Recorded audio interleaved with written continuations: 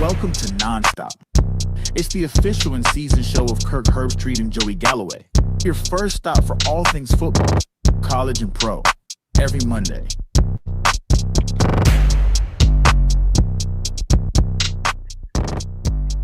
Oh, my man. I get a kick out of that open every single time with you. It's terrific. And Peter and the block that I made for you, the unselfish block I made, just being a good teammate for you.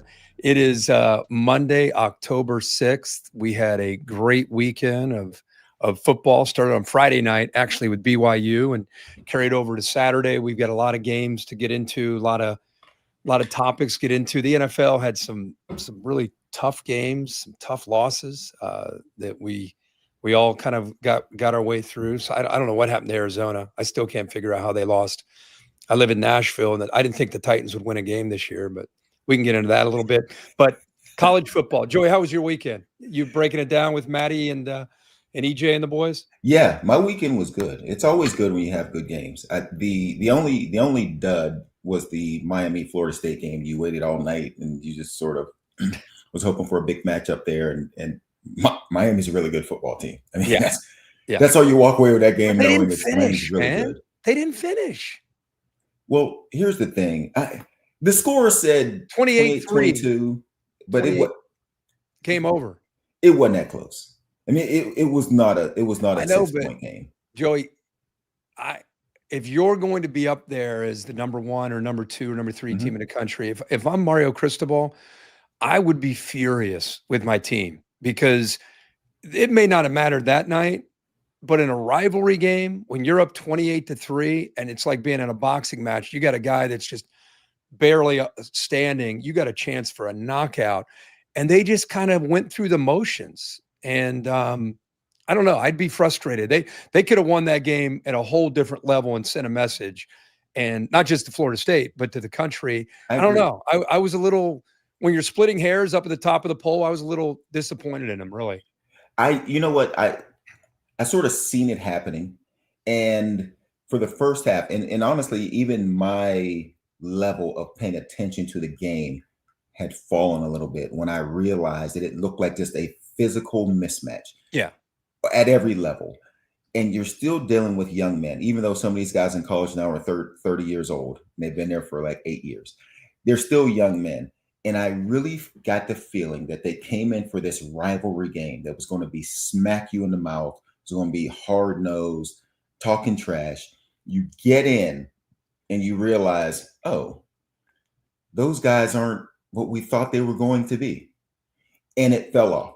Absolutely right. From a coaching standpoint, you go in there and you're like, well, this can't happen because we're going to play better competition in that. But you could sort of see it happening in the moment. And my paying attention to the game kind of slipped. Well, calling the game, it was painful game to call just because it was it was 28-3. And then between the penalties and the whistles, I mean, the game just went on forever. Yes.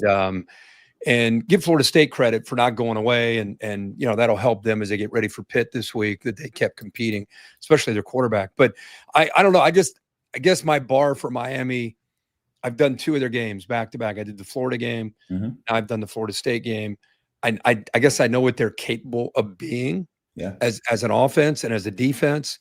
And, you know, they won the game. They were able to secure victory. But one thing that's starting to stand out to me is they need to learn how to play with a win or with a lead. Yeah. They need to be able to be comfortable staying aggressive and putting a team out of their misery. And 28-3, it felt like they were putting them out of their misery. But the second half, it just felt like they were just kind of conservative on offense, work a little bit of clock, lost their edge. I just think it was a real growing point for them as a team. We'll see. Yeah, exactly. You hope for them. Yeah. They learned their lesson from that situation. Yeah. The other team that, you know, doesn't really get talked about, if you want to look at the AP top 25, maybe because they've just been so good. I feel like Ohio State, after the Texas game, they kind of got put in a category of, we'll talk about them later. Meanwhile, Julian Sayin is balling, like just keeps better every single week. And that defense with 8 new starters, a new defensive coordinator. I think a lot of people, you go to practices. I know this team obviously pretty well.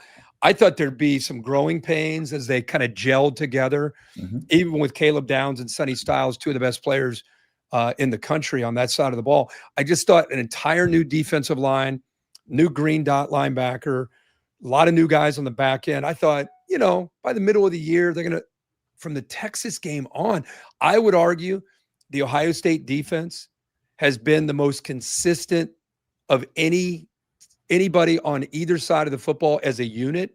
I think the Ohio State defense, I haven't seen them take a quarter off. I haven't seen them take a series off. Like, I don't know what's going on with those guys. They are playing with their hair on fire and like they got a chip on their shoulder. And maybe they do because they got 8 new starters. But that unit, to me, has been the best, most consistent in the country. I would agree with you. And it was like the buildup for the Texas game. And instead of walking away with the feeling that Ohio State is the best team in the country and really good, we sort of walked out of that game thinking, what the heck happened to Arch Manning? Arch Manning did not look the way it's true. he looked. So that took over the narrative of that game. Then they go Grambling, OU, sort of go on the road, get a win at Washington. Probably still don't get their due because what they did to Devon Williams was impressive, though, wasn't it? I mean, he's the ball.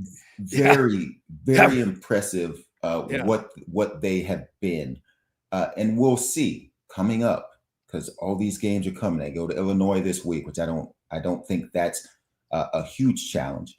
But they do have Penn State coming to town. So their schedule, we're going to find out, even though Penn State, oh, God. It's another thing we're about to get to. That's another one we're getting into. But I would agree with you wholeheartedly. Ohio State is the best team in the country. Ohio State has been the most consistent team in the country. And their defense, they don't take timeouts. No. You don't see a series where they're not locked in. Matt Patricia stepped right in. Yeah. And they look like the same defense we watched in the playoff with incredible players. Caden Curry's getting after it. They're McDonald in the inside. I mean, their job of developing, recruiting Larry Johnson and that defensive line, they've been doing it forever. I mean, you think that there's going to be a drop off at some point, and they lose guys to the NFL. Yeah. And they get, JTT last year, Sawyer, and they just replenish. And so kudos to them. 5 weeks in, like you said, some bigger challenges coming. You hit it. The story, I think, of the weekend, you could see the top 25. You don't see Texas. You don't see Penn State. Penn State and Texas 1 and 2 preseason. 5 weeks later, gone out of the top 25. I've seen a lot of things in college football. I don't think I've ever seen what happened at the Rose Bowl, where Penn State comes off a difficult loss to Oregon on a whiteout. In my opinion, Oregon basically beat them twice because they could not shake whatever happened at that whiteout. And they looked at the film and thought, these guys just fired their coach. They fired their offensive coordinator, fired basically everybody. They just showed up and walked through UCLA. And Nico and Jerry Neuheisel, it's gotten a lot of attention, and deservingly so, they came up, to their credit, despite nothing going right for them. They haven't had to lead for a second in a football game. And they pull off, I would put this up there. Remember when Appalachian State beat Michigan? I think this is more of an upset than that. Like, this is one of the all-times, what a photo there, Jerry Neuheisel. It's amazing with his players. That is such a great, genuine, just joy. Guy played there. His dad played there. Nobody knows UCLA like the Neuheisel family and all the suffering that this guy's been through. And for him to have that moment, that's what's great about college football. But what stood out to you other than Jerry Neuheisel and Nico? The funny part is Jerry Neuheisel, you had to go Google him to find out where he's been before Saturday. He's been here since 2018. In various jobs. It's been a while since UCLA has been relevant. And he's been there through all of that. And to be there to get carried off. I think when you look at these teams like Penn State, and we talked about them last week, and the play not to lose attitude that we touched on last week. The first thing that just jumps off the page to me is their backfield with Nicholas Singleton and Katron Allen. You can't have a game where Drew Aller leads you in rushing and almost has the same amount of yards as those two people combined when you have that situation. The problem for teams that run the football, that lean on the run game, at times you can get into a situation where somebody takes away your run game, and then where do you go? Mm-hmm. What do you lean on? Where is now? But now it's Drew Aller scrambling and running for yards, which aren't going to be killer plays. While on the other side, you have a team that is just playing football. They're 0-4. They have nothing to lose. You've come into town right for the taking, and here comes a team. All of a sudden, it's 27-7, and you're like, oh. And honestly, as you're watching the game, as UCLA gets up, oh, they scored a touchdown. That's nice. And they got a field goal, 10-0. Penn State's going to wake up. They're going to wake up. It's going to be ugly, but they're going to win it. It's going to. Yeah. They then get close, and then UCLA answers again, and it is like, oh goodness, this is actually about. UCLA ran the ball for 260 some yards. Even and Nico had 128 yards on the ground and 3 touchdowns. I talked the offensive, running. They ran for 260 yards. If you do that, if the other team runs for 260 and your two running backs have like 90 combined, you're gonna lose. You're going to lose.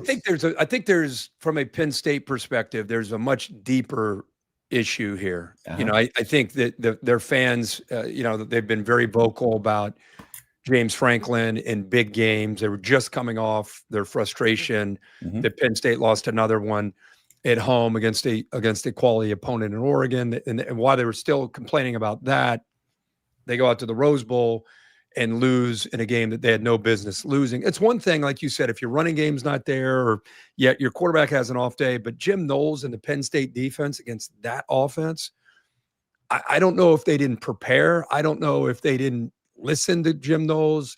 I don't know what happened, but if those two teams play 100 times and Penn State shows up locked in ready, they probably win 99 and a half of those times. Like there's just, I don't know. I'm very curious to see what Penn State does from here. Like, how do the noise, how the world is today when you lose a game, the noise outside of that facility, maybe even inside the facility. You got Northwestern coming up. You're going to Iowa, and then Northwestern's at home. And then you go 3 in a row at Iowa, at Ohio State, Indiana. Indiana home. Yeah. Here's the craziness. Here's the crazy part about the world we live in now. As terrible as it feels, you still can get there. Oh, yeah, 100%. As terrible as Notre Dame felt last year after losing to Northern Illinois, you can still get 8 teams got to the playoff last season with 2 losses. That's kind of that's the beauty. To me, you could spin that however you. I like that. I like that. I like that it really rewards the teams that get hot at the end. Like if Penn State somehow, they have the ability, if somehow they beat Northwestern, they get hot and they win at Iowa, win at Ohio State, their margin of error is gone. I mean, if they finish 9-3, they have to run the table. Yeah, they have to run the table. But there's enough on that table. If they did, they're a lock to be in. Absolutely right. There's enough on no question they're in. So you go back, and it's crazy. I just did a seminar last night, and I was interviewing Ryan Day, and we talked about the ups and downs and the feeling after losing to Michigan, and then realized you got to get back up and get ready to play. That's what Penn State is right now, in the same situation. As terrible as it feels, inside and outside of the building, your season is still ahead of you. Yes, play football. Exactly. The other one that stood out, I think, was Texas on the road. I think a lot of people expected Texas. We keep saying it, Arch Manning. Let's just put Arch Manning to the side. Talking line of scrimmage for Texas. Like when we stood on the sideline of the Ohio State-Texas game, And I looked at Texas, first game of the year. I'm like, oh my gosh, look at that guy. Look at that Yeah. D lineman. Yeah. Look at that offensive lineman. They look the part. Somehow they are not looking in the mirror to realize who they are. Because you can blame Arch. He's missing open receivers. We've been talking about it all year. I think it's more like you have the yips, like as a golfer, you just can't make a 2-foot putt. It's just like it's a mental thing. I think Arch is trying to overcome a confidence issue and just issues with decision making and confidence. So let's put that to the side. Let's talk. You go to the Swamp. By the way, I don't know if people have not been to the Swamp. They've been off the radar a little bit. People don't really fully respect how tough of a place that is to play. Legit top 5 hardest environment when their fans are behind them. Good luck. It's one of those kind of places. So it doesn't surprise me that they were kind of struggling to maybe find an identity in that game, but their defense not being able to slow down. Florida couldn't do anything against Miami, nothing. And Lagway's been hurt and not really playing all that well. For Texas, now they got OU coming up, rivalry game. And again, another team like Texas, if they ever find it, I mean, they could win a lot of games and maybe be okay. Yeah. Right now, they're just trying to figure out how to get a first down. Your thoughts on what you saw in that game? You mentioned this last week or week before, that Florida on the defensive side is a pretty good football team. You mentioned that, and they showed they're a pretty good football team. I really went back and recalculated this at least 10 times. I couldn't believe what I was looking at. Texas, and you talk about up front, you talk about the pressures on Arch Manning. Arch Manning had 37 yards rushing. Any idea what the rest of the team had? Take a guess. Arch had 37. The rest of the team, what do you think? If you just had to take a wild guess, take a wild guess. 53. 15. Oh, my God. 15. Hey, listen. Tom Brady's going to struggle if you run for 15 yards. Yeah. Now, that's not to take anything away from what Arch Manning has been. It hasn't been great. And sometimes it's downright ugly. But I can tell you this. It's not going to be pretty if you run the ball for 15 yards against a defense like Florida, a defense that you're going to continue to see throughout the SEC. I went back and watched the films. I just wanted to see what Arch is doing, and it's not pretty. Let me ask you a question. And this question is not would you or should Sark, but in today's world with NIL, transfer portal, the money, all these things, could you bench Arch Manning? Like, is it even a possibility with the fallout that comes from that? Like, could you bench him? I don't know. I saw Matthew Caldwell come in and throw an absolute strike when he came in, when Arch Manning's helmet went off. Yeah. And he came in and just threw a laser. Threw a dart. I was like, can he throw one more ball? But think about today's world with the money that's being paid to these guys, the expectations. But do you think it's just Arch? You just went over the offensive line, the running game, the defense. I mean, I think it's the great mystery of 2025. Why isn't Texas playing better? It's a combination of things, but it's all bad. Arch is just the tip of the spear, whatever you want to call it. He's the focal point. So when you watch it and you show some of those throws, the interceptions are bad. Even the touchdown, even their first touchdown when he hits the guy in the flat. Yeah. I looked at it. He takes 7 extra steps, rolls out, sees the running back. From that moment, I slowed it down and counted 7 more steps. Is this it? Oh, no, that's not it. No. Okay. And even this one here. He just looks indecisive and unsure. The linebacker's standing right there. And he throws it when the guy behind him. So again, it's not all him.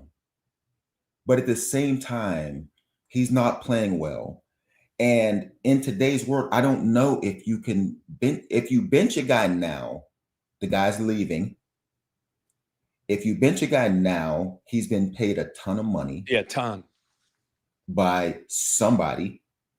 And so now you got a lot of questions to answer because if they're leaving, they're not hanging around.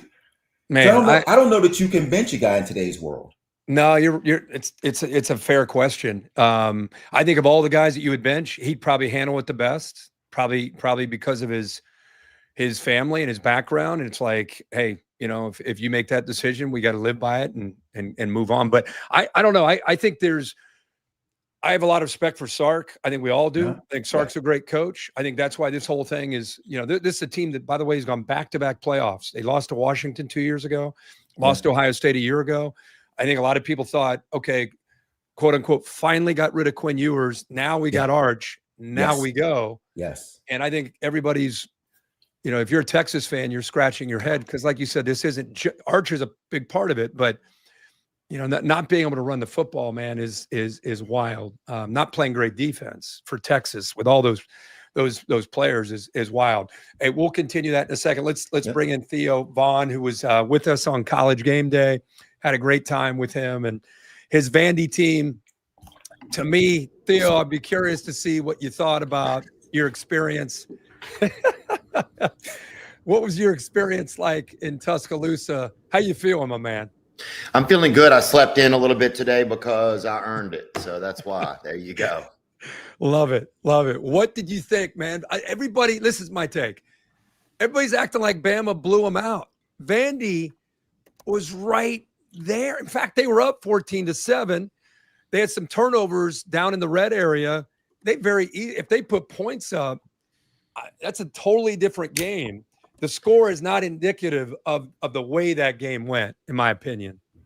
Oh, I agree with you 100% there. I mean, I don't know if they got, I mean, they definitely got beat, but they also kind of lost the game, it felt like.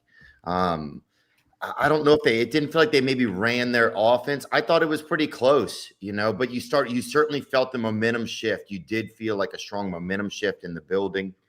And that's a tough place to play. What was your take down there on the sideline? I saw you with Pavia and hanging out there before the game. What was the vibe like with him? And he looked confident like he always does. Well, he doesn't have this thing where he gets down. The only options in his head are positive options. It's just this interesting thing about him. Like, you know, I'll have like ups and downs, or I'll think negatively about something or positively, but he literally only can, I don't know if it's something that's positively wrong with him, but he can only think positively about stuff. So it's only wins. It's all wins. It's like, it's always hopeful. It's like 100% hopeful all the time. That's what makes him really an interesting person, I think. Theo, I was reading a little bit. So you're a LSU fan. Yeah. And a Vandy fan. So you are 2 weeks. I mean, but the craziness, like you're an LSU, like they're like suck that Tiger D type, you know what I mean? Which is also illegal. Bestiality or whatever is illegal. Yeah, I mean, in most southern states. And then Vandy. Like, how do those two worlds, you know what I mean? Like, it's like Vandy, when you think beautiful campus in Nashville, it's terrific, sunny.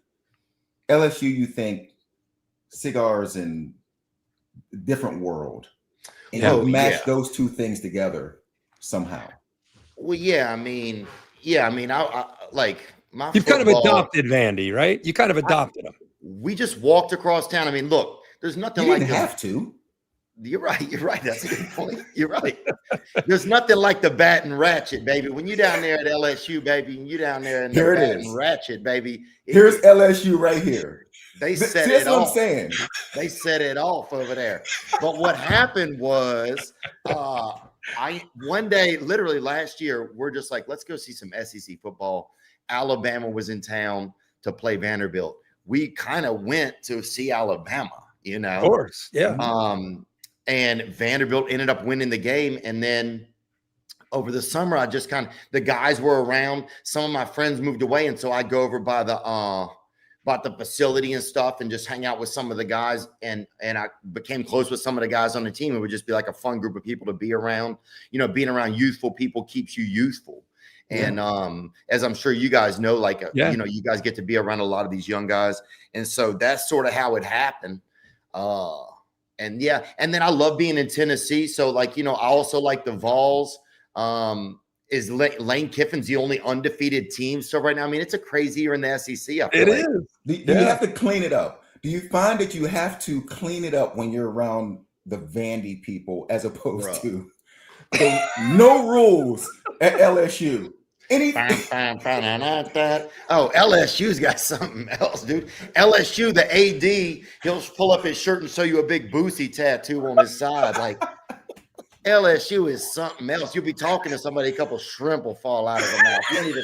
You know what I'm saying? The referee, he'll have a little side pocket of some remoulade or something, some little a little beautiful type of dip or something dressing. He'll be out there pulling shrimp out of one pocket, dipping them in a condiment in the other pocket, and then putting them in his mouth. I saw a dude a referee accidentally blew into a shrimp. He thought it was his whistle.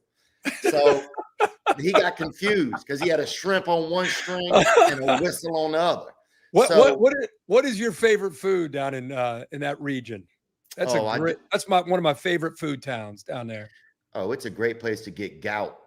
Dude.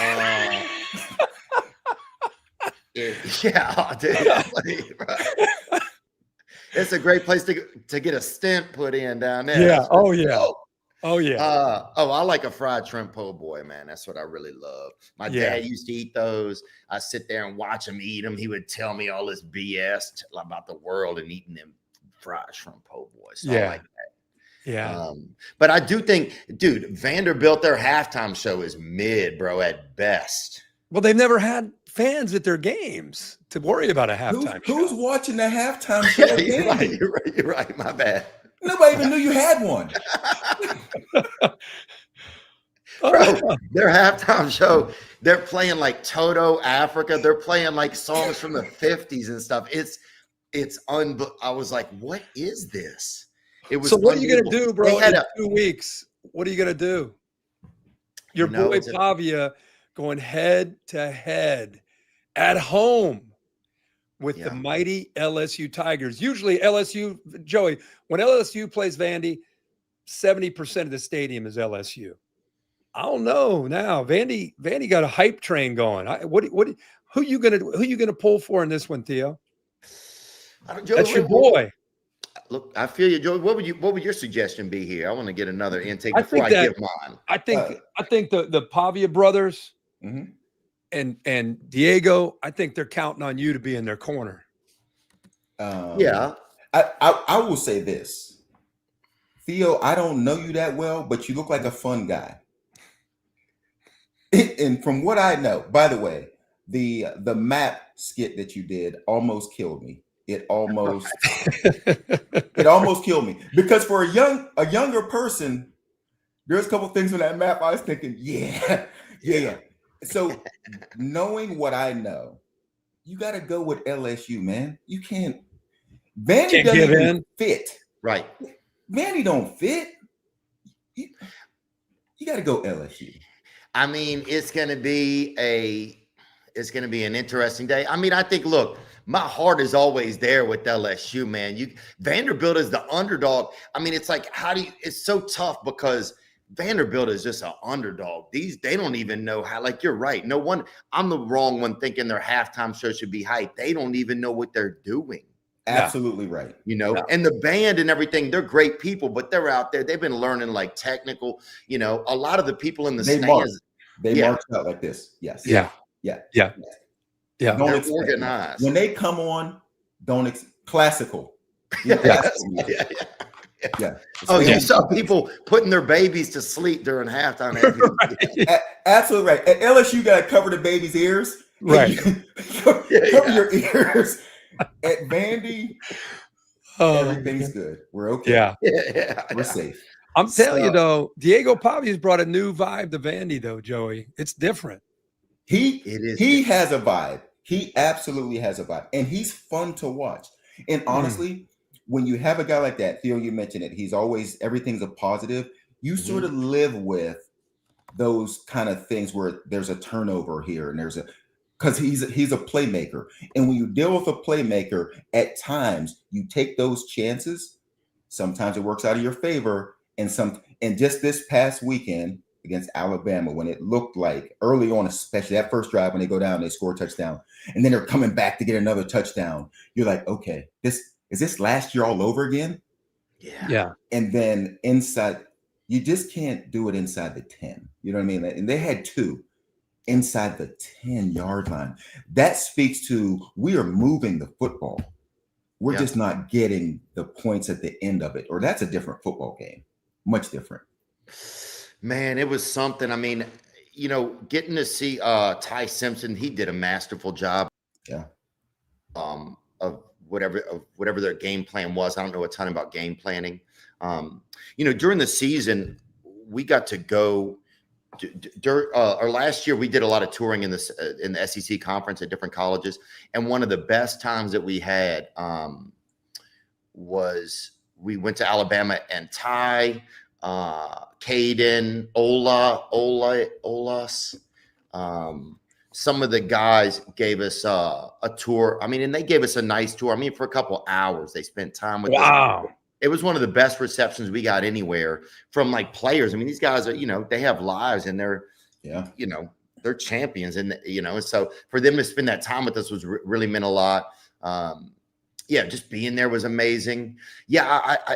I don't know what happened. Like the Diego Magic, I think they had chances, I don't know if someone was the play calling that I didn't love, but what do I know? What did you guys think? Did you guys think they could have called plays differently? I walked out of there thinking if they just take care of the football, Vanderbilt has Alabama on the ropes. I think, look at this fumble. They're at the 6-yard line. Whoa.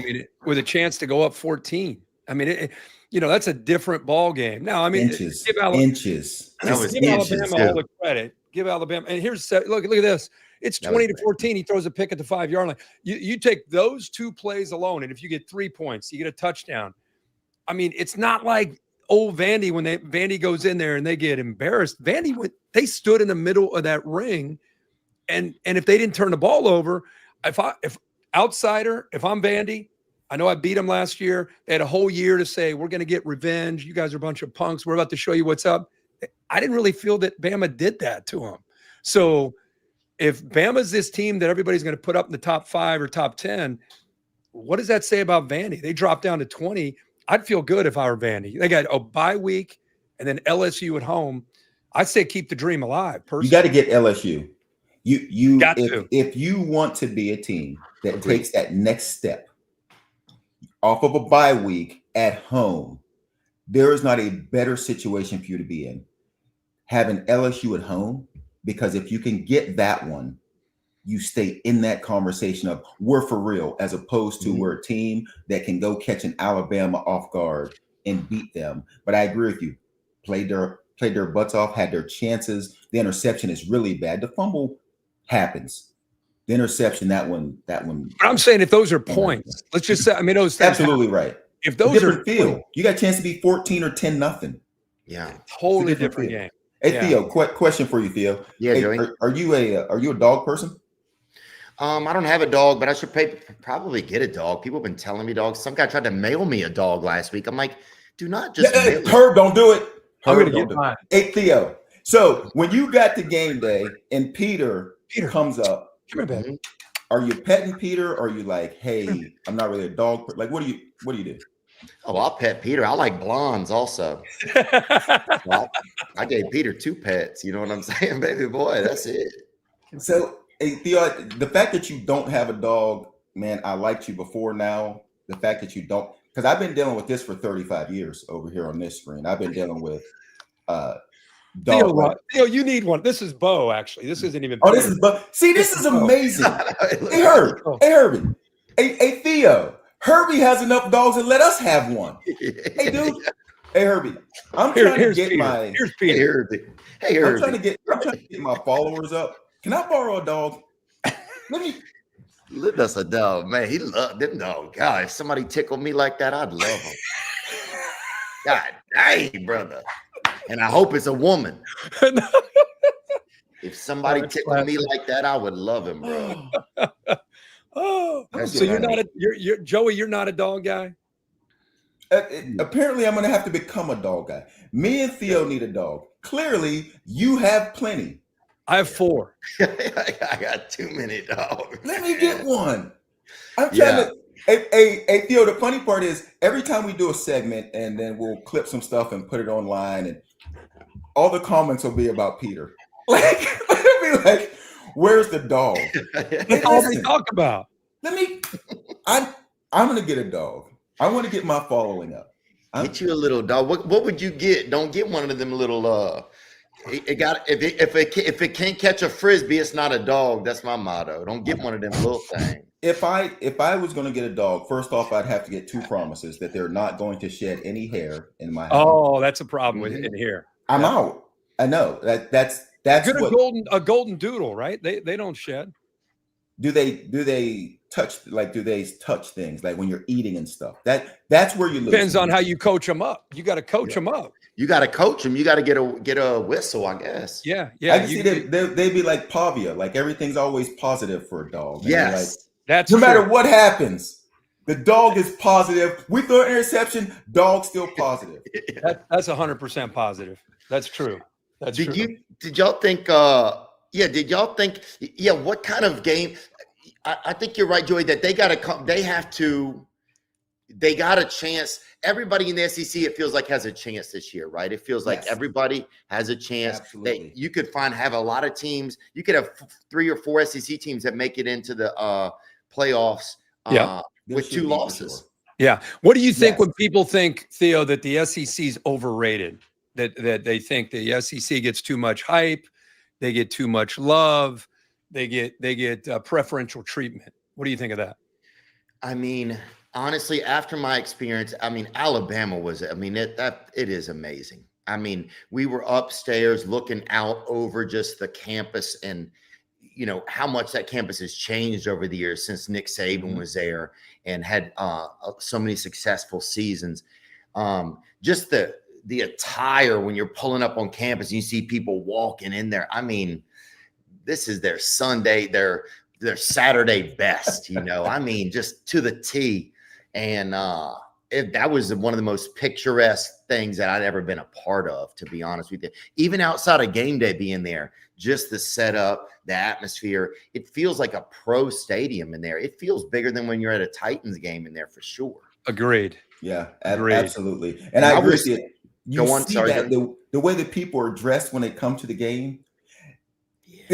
My first time down there, that's what kind of threw me. I was like, man, these people are dressed as if they're going to a nice dinner somewhere. For sure. And the fans are amazing. The experience is amazing.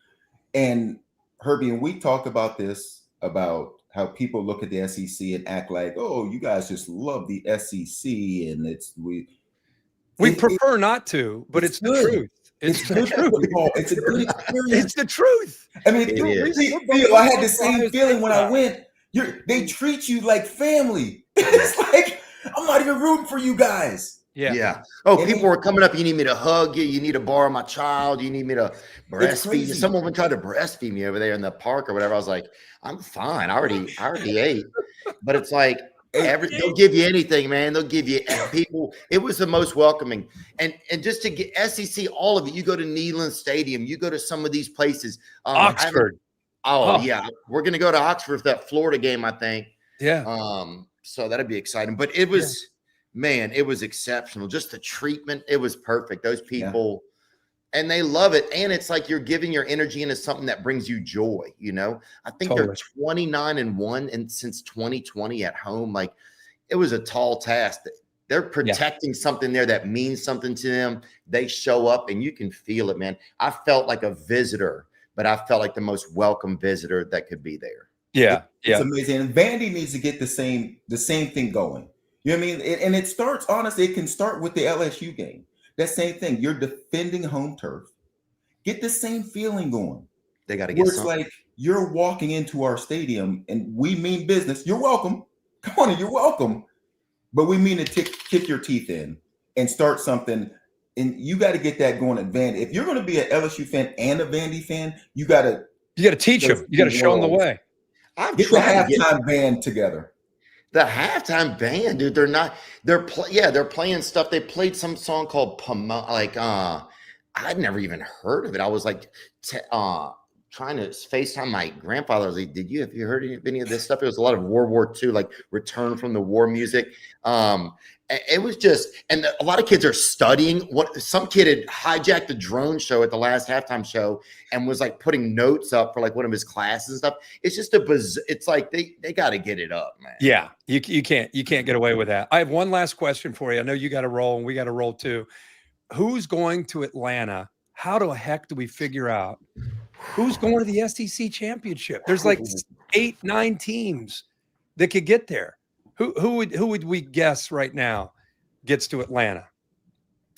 I mean, I was wrong earlier. Marcel Reed and those boys only have one loss, you know. They look good. And they're playing tough. And at home, they have a unique home experience over there. Sure do. Man, Ole Miss is undefeated. Bama's undefeated. Yeah, I don't know. Well, there's still an SEC championship, right? They still have that game. We still have it. Still have an SEC championship in Atlanta, but you got undefeated Ole Miss, undefeated A&M, undefeated Bama. I'm just saying in conference play. Yeah. Bama's still undefeated in conference play. Oklahoma's still hovering. If John Mateer ever gets healthy, he might be the best quarterback in the country. He's out there. Georgia's still out there. LSU's still out there. Vandy, Tennessee. I mean, think of this. Texas. I mean, they could get better. Arch Manning's, that's been a tough story so far, but if they ever start to hit to what they're capable of, they could be in the mix. I mean, you got 8 or 9 teams. I can't pick. I don't even know. I don't know. I don't either. I can't pick. I just woke up 40 minutes ago, dude. I can't pick the SEC championship. Gosh. I got no guesses. Hey, Theo, I'm trying to get you a dog, and Herbie wants you to pick the SEC championship game.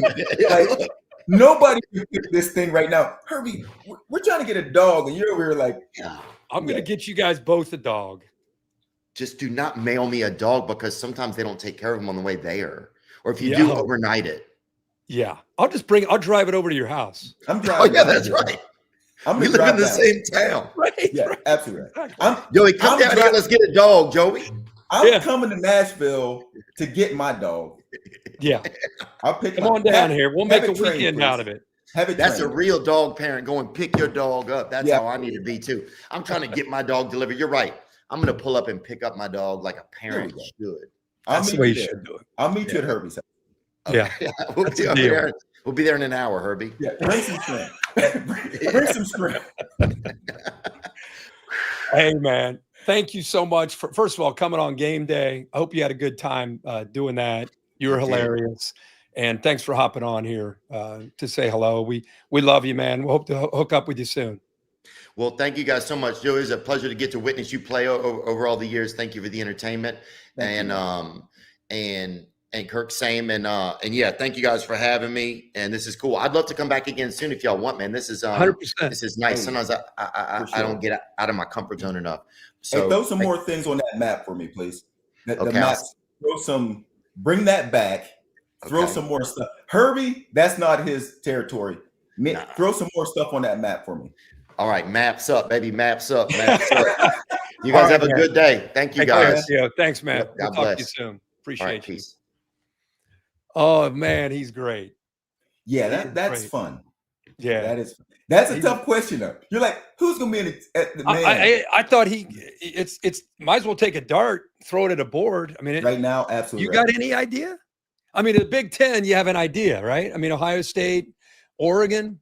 State, Oregon. You want to think Penn State, but they're. I mean, but look at that. Look at that. Who's going to end up in Atlanta? By the way, don't sleep on Oklahoma if John Mateer gets healthy. That's the key. If Mateer if he's not healthy, then it's not as much fun. They're out. I don't know that. What are we, 6 weeks in? I don't know that we've had this deep of a conference 6 weeks in, where you literally couldn't grab two teams and say these two are the favorites to get there, because it is. The SEC is going to be fun to watch. I still think Georgia's in the mix down there at 2-1. Yeah, I do too. And which is crazy to say. I still think Georgia's in the mix.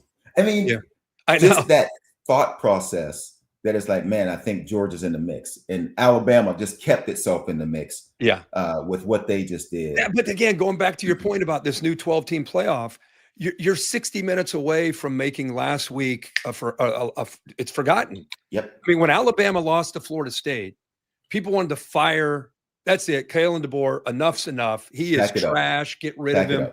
And a couple good wins, and now everyone loves Kalen DeBoer, and Alabama's back up in what are they, top 8, top 7 or 8 in the country, and they're number 8. Yeah, so that can happen too. I mean, they're not even on here, but if Texas somehow beats Oklahoma, they get healthy and they get their confidence back. And I'm not predicting this. I'm just saying it can happen. In the new 12-team playoff, that doesn't feel great. It can happen. The Texas situation feels like it's a long because up front, like the physicality of the front part. Totally agree. Is why, and people focus on Arch, but the feeling you get up front, run the football with the O-line, run the ball, makes you feel like they're far way off from being in the mix, in the conversation. So we are going to, we've kind of split. We only have an hour, so we kind of split, having some initial thoughts, having a guest. We've had some great guests here in these 3 weeks. Theo Vaughn, we appreciate him hopping on here with us.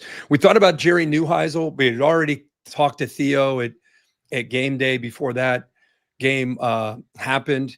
It would have been cool to have Jerry on after their big win over Penn State. But Theo Vaughn, just fantastic. Appreciate him hopping on. And then the last segment, I thought we could just answer questions. Let people fire some questions and let you and I, like we used to do in the old days on the radio, take calls. So I don't know if Jake and Ty, if you guys want to put up some questions. From Zach, who is the Heisman favorite right now? One thing I've learned about the Heisman, especially in recent years, you can win the Heisman with a great performance on the last week of the season. Yes. It's almost like everybody's okay, and then somebody goes for 320 yards in their last game and they win a conference championship, and it springs them to a Heisman. I don't feel like I would have said the front runner was John Mateer. But I don't really have a guy like Dante Moore. When they asked me on game day the other day, who's the Heisman front runner? This is before the Penn State game. I mean, that's how wide open it is. I threw out Dante Moore, but I still don't feel like, I mean, he's a great player and he could go on to win it. But at this point, you win a Heisman when you play great in big games that everybody's talking about. And I just don't know if we've had those moments yet. Not yet. And Dante Moore doesn't get to play Ohio State. Right. Maybe in Indy. Maybe in Indy. Which would be a huge chance to go against a great defense. Yeah. I think Julian Sayin is going to creep right into the conversation. Yeah. Yep. But I'm with you. At 6 weeks in, and I think partly because we have so many big games coming up that somebody is going to either emerge out of the SEC or get taken down by the SEC. And it's going to, what I mean? So if I'm really thinking about it right now and I say who's the top guy, not because of everything that's done up till now. If I look ahead, Carson Beck is going to have an opportunity to stay clean. He's going to have an opportunity going through the ACC to stay clean so that he doesn't have to go against these amazing defenses. Good point. Week in and week out. And you got to assume they're going to keep winning. And weapons, the Heisman goes, it's all about winning. The weapons he has, Tony Wilson outside, and They're physical, good on defense. I think he's a guy that's going to continue to creep up and be in a great situation at the end. Yeah. Is there anybody outside of the obvious? Like anybody, to me, sometimes we get kind of locked in on the quarterback position. We don't always look at, other guys and other potential, receivers or running backs. I feel like that's become an unfair part of this Heisman, ballot and voting. I feel like Ahmad Hardy at Missouri. Missouri. Right? Yeah, he's a guy right now. He's averaging about 7 yards a carry. I feel like he's a big part of their identity at Missouri. But if you're just looking at who's the best player, you could make a case for him. Reuben Bain at Miami of Florida. Like if you're just looking at it, just being who's the best player in the sport, you can make a really strong case for Reuben Bain. But again, if we're doing that, then you can throw Caleb Downs in the mix. Caleb Downs, yeah. But it becomes tough. Yeah. You know what I mean? Yeah, like but has you and I are become above doing what everyone else does. Like if you're if it's supposed to go to the best player, you could bring up Ahmad Hardy at Missouri, Reuben Bain, Caleb Downs. But if you're going to go by what the masses are going to do, but Hardy's going to have his shot though. Hardy's going to have his shot. They got Bama this week. Is that? Yep. Yeah, they got big games coming up. He's going to have his shot at staying. They got Bama, they got Auburn, they got Vanderbilt, they got A&M, they got Oklahoma. They got some big games. He's going to have his chances. Yeah. And it's sustainable. That's what I said. That's why I said Carson Beck. Those guys got to go through the SEC. Yeah. Carson Beck's going through the ACC. Yeah. And just piling stats up. That's what what do you think about the two Florida freshman receivers? Those, again, Florida's a team that, because they're not winning a lot of games yet, although they're coming off a huge win against Texas, I think some people tend to put them a little bit on the back burner.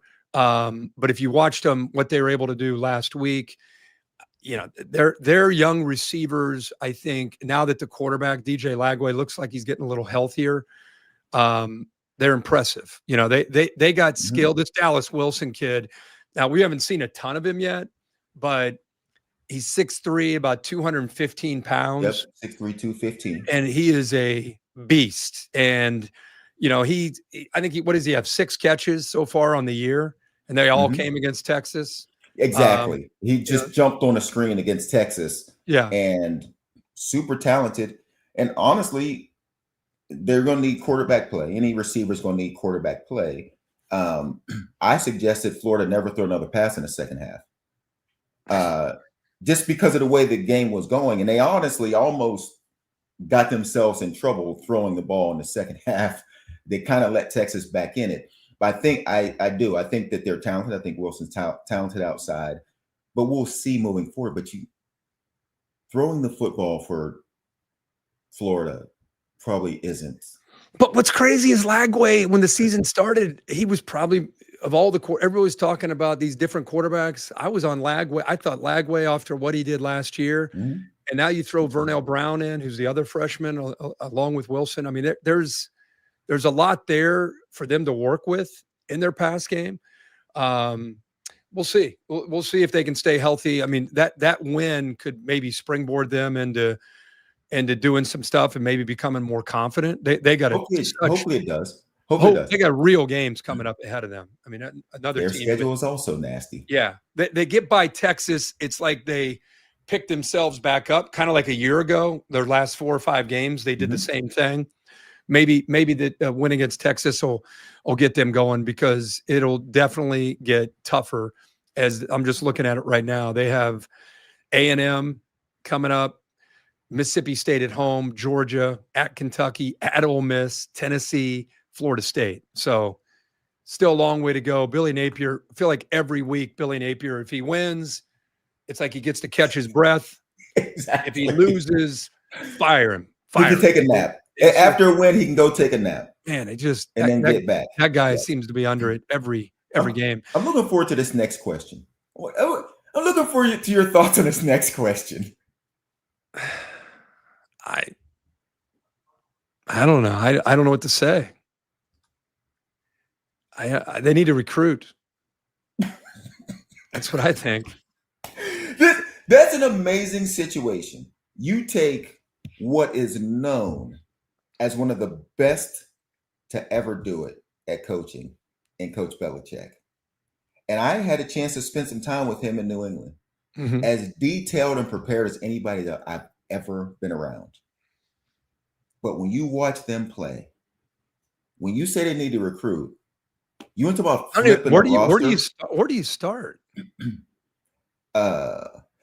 You know, a lot of times to begin the season, we'll say, hey, this team has 18 starters coming back. And a lot of times that's a positive. Sometimes it's not. Sometimes the amount of starters you have coming back is not a positive. In portal world, I am looking forward to seeing what Carolina is going to do, because it is not good. And when you say they need to recruit, I mean, that's putting it lightly. They might just wipe the whole slate clean. I'm getting the other questions about what is wrong with Florida State. What do you think's wrong with Florida State? I thought people, remember, they were coming off a 2-10 year last year. They beat Alabama, which I think got everybody's attention. Got everybody looking. Surprised a lot of people and thought, okay, they're back. And then they've lost. By the way, I think Virginia is a really good team. Yes. I think Tony Elliott. Let me sidetrack real quick on Virginia, because Virginia is sitting there at 5-1. Listen to their remaining schedule: Washington State, at North Carolina, at Cal, Wake Forest, at Duke, and Virginia Tech. Who they losing to? At Duke.